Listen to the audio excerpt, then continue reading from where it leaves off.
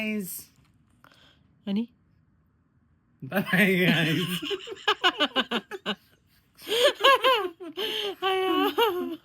आउन पाएको नि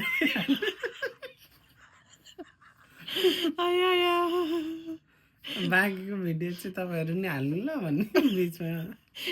के त्यो एउटा के अरे खाली पेपर बनाउँछ अनि घोडा खोइ त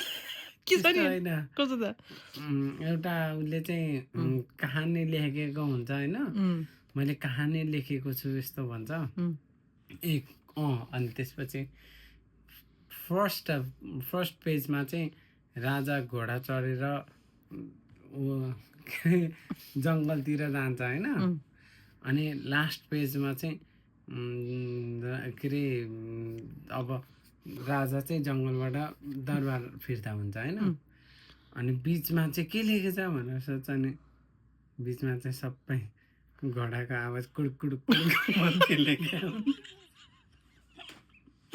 घोडा गयो त घाँस खानु गयो बाँकी सबै पेज चाहिँ कुडकुड मात्रै लेखेको हुन्छ क्या घोडा दौडेको आवाज मात्रै